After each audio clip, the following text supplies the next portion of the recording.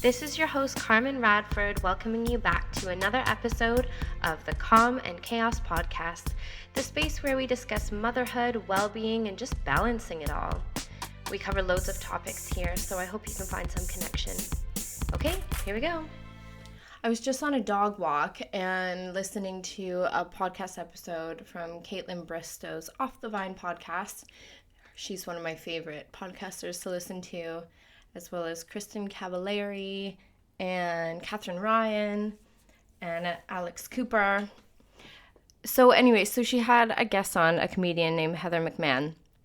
And Heather was saying how they were talking about how they deal with emotions and through therapy, like numerous kinds of therapy and mechanisms that they've learned, what works for them, what doesn't. And Heather said that she turns on Rage Against the Machine and listens, and somehow she processes and moves through the emotion she's feeling. And that made me just want to sit down and talk about how music has been such a powerful emotional support in my life, and how I look back and I could write a soundtrack through my entire life, starting from like birth, just songs from that time that, you know, if I listen to them, I'm just like brought back. That nostalgia, that connection, that emotional connection.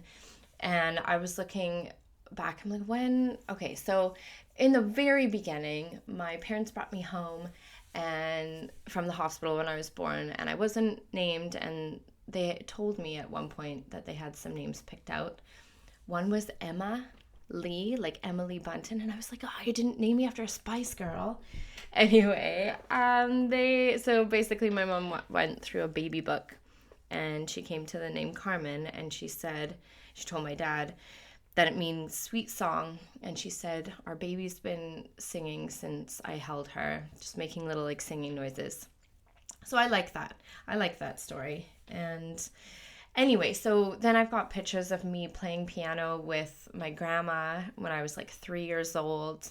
She was a really incredible pianist. She could listen to a song, and basically as she was listening to a new song, she could play it.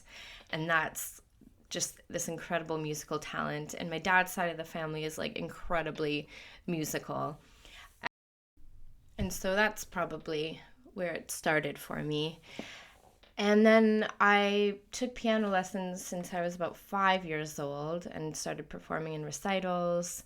And I would perform at little like family events here and there. From what I remember, like I remember one anniversary party and I was playing piano there. And so I got like a little taste of performing, but it was also my dad and my grandma expected it to be perfect. And that put so much pressure on me as a kid. Instead of really enjoying it and exploring piano and everything, everything musical, it just became a little bit too much of a drill. But then I was looking through my old diaries. I don't have much from my childhood, but I was looking through my old diaries that I somehow have held on to. And the one from like grade 2, grade 3, I've written like a full song in. And I even have the memory in my head. And it's amazing how music can just stick with you. And then, you think about the song, like the ABCs and stuff in school. Bringing in music whenever possible is just so good with memory and just making things more fun. And when I'm in a classroom, I bring music in meaningful ways whenever I can. I just think it makes it such a lovely atmosphere, and it's just, music has that power to evoke emotions. If you put I really like classical in some capacities. Like that's what I grew up learning on piano. That's what I'm trained in, is classical music. And putting that on in the background, something like my favorite is the Nutcracker Suite by Tchaikovsky, and the Four Seasons by Vivaldi. I did some teaching in music class, just focused on those 4 pieces. But just finding a really beautiful, even piano in the background, like instrumental piano, be like, hey Alexa, play instrumental piano music.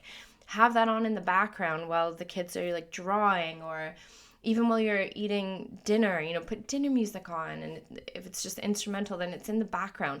But it just creates this atmosphere. I mean, that's why music's played, in restaurants and malls or wherever you go out. There's music playing, elevators. And music's always been something that's been in my home since I was tiny, and that's why these songs resonate with me. My parents played Beatles all the time, and so I grew up thinking, well, everyone knows the Beatles, right?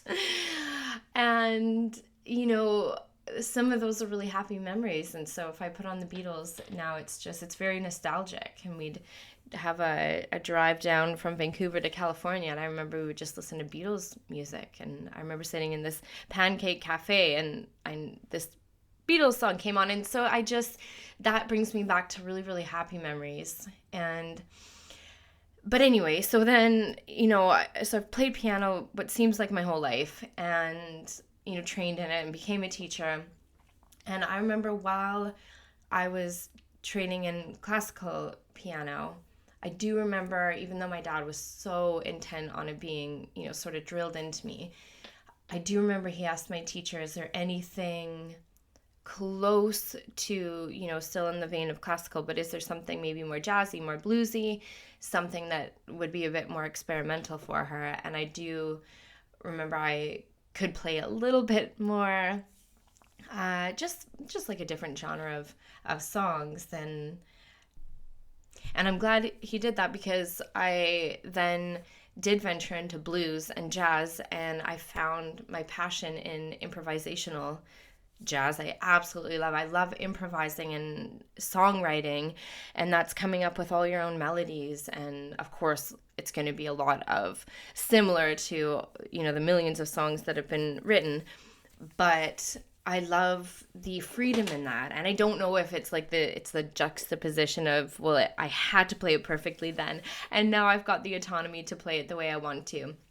But regardless, I really feel music has this beautiful power, if you let it, to also be that, emotional support. Sometimes listening to sad music while you're sad gives you that connection. Sometimes it can make you feel more sad, but sometimes with the right song, you feel connected, because this is why people have written music, and this is why it's gone all over the world through history. And if you find that connection there, then you can maybe sit in that emotion and feel it. And this is what the podcast was talking about. Caitlin was saying, let that emotion, go through it. Because I've spent so much time in my life ignoring an emotion and pushing it down. And of course, we know now, with so much awareness and through therapy and awareness of all the therapies that are out there and what they talk about, that if we're suppressing all that negativity, where's it going? It's just staying in us. And it's so unhealthy that way, isn't it? So another little glimpse into the and other kinds of music that I got to explore. I remember my parents had friends over for dinner, and they had a little kid as well. And so they came over, and the dad was an incredible pianist. And he sat down without any sheet music and played She's a Rainbow by the Rolling Stones and Tiny Dancer by Elton John. And he knew the melody, right? But then he could also go all over the piano and stay within that realm of the song, but was just playing from memory and beautifully.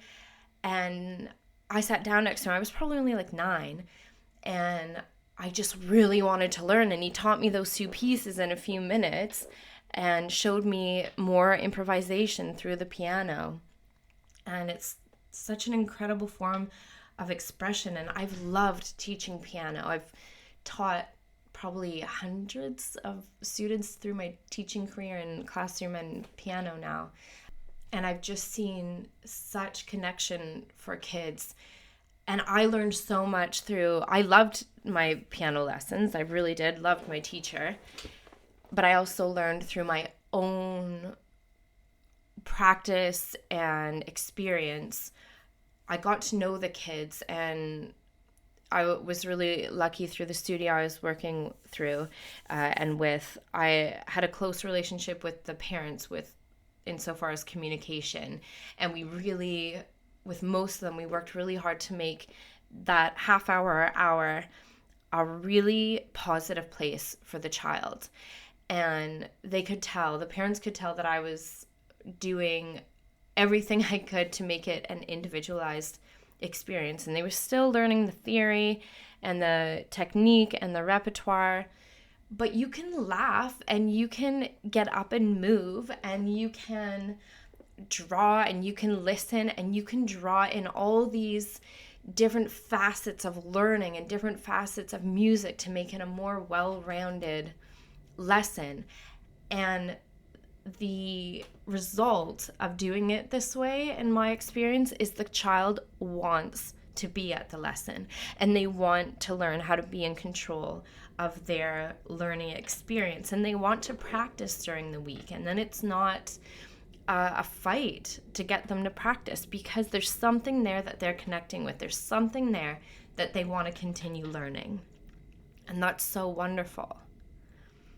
And I always said, even if you don't continue with it, it's not something you maybe can always. I did continue with it my whole life. But sometimes piano is something that you learn for a few years and then you find out you like something else better and you have to pick and choose. But if that foundation is there, then there'll be that connection to music.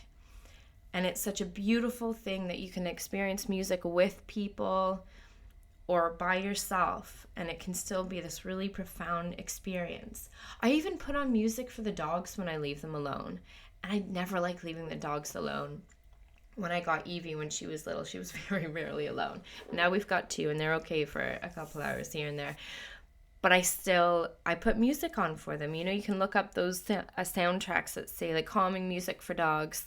Sometimes I leave on a TV show for them because it sounds like something we might have on in the background as well. But, there's music there's research that shows music is helpful for animals, and it's helpful for just all this emotional regulation and well-being. That's why there's musical therapy.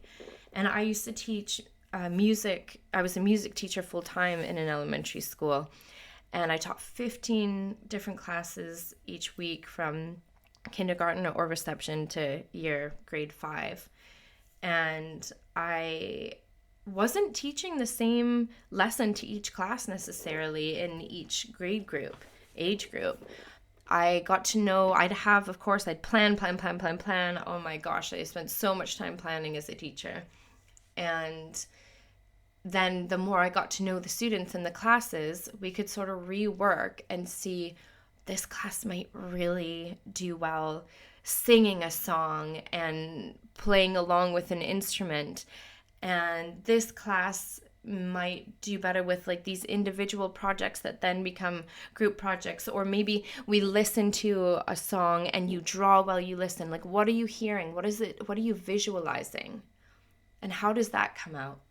And there's just so many ways to connect, and it's just so wonderful. Maybe it's the beat of the drum, or it's the melody, or maybe it's dancing, or it's singing. And I've had a lot of moms recently, like throughout this year actually, tell me that they've started singing lessons, and they said it gets them out of their head. And that's why you feel lighter after, and you feel happier after, and it's therapeutic in a way, because when you're concentrating on singing, your voice is coming out, you're living out loud a little bit for that moment, doing something hopefully joyful, you're loving the song, maybe you're singing with other people in the lesson, and it's just giving you a little bit of a mental break that way. And I've always, when I've been on stage, I enjoy being on stage, but I do get so nervous before. And that's something I'm working on, because I think, why am I letting my body have this reaction to something I actually really enjoy? And once I'm up there, I know why I'm singing and playing this music, and every song I sing is meaningful to me, even if it's like a fun one. Well, that's because I'm meaning for it to be fun, and I want it to feel good. I want the vibrations to get out there and for the audience to feel energetic. Or am I singing a folky song where I'm telling a story that I really have found purposeful? But in that moment, I get to get out of my head. But the weird thing is, the whole time before, I'm worried about how's it going to go and how are people going to respond and all these things, when really it's just wanting to share the music and the vibes and the moment. Sad, happy, joyful, energetic, emotional. These are all the human, this is what we're all going through every day. Don't we go through such a range of emotions every day? That's why there's a range of music out there.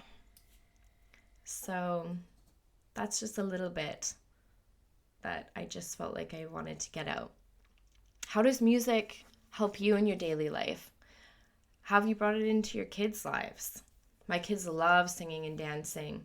They're starting to tinker on the piano. A lot of people say, are your kids already playing piano really, really well?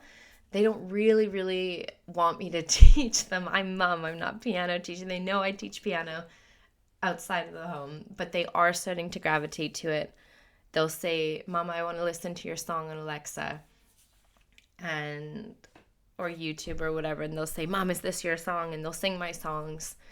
And they know now that I'm a musician and that I'm a piano teacher and that music is a huge part of our lives together. And yeah, how has it impacted your life? Is it something purposeful? Does it come into your daily lives? Do you recognize it when you're watching a movie? Do you hear that background music?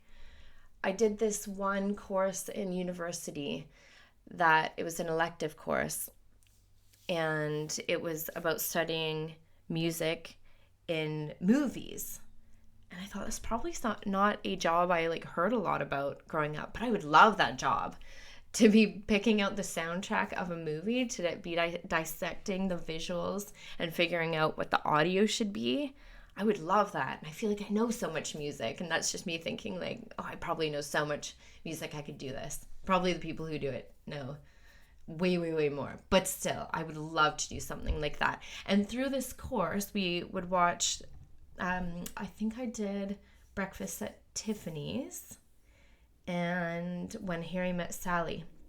And you listen to this music and you dissect it, and you would write essays about why you thought this song was suited to this moment in the movie.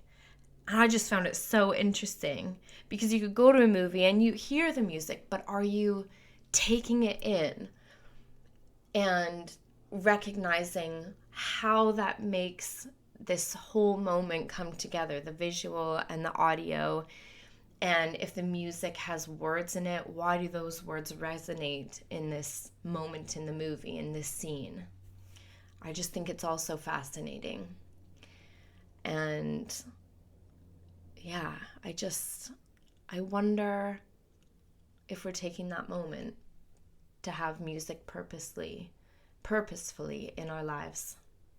I'd love to hear from you. Let me know how music is purposeful in your life. Thank you for listening, and we'll see you next time.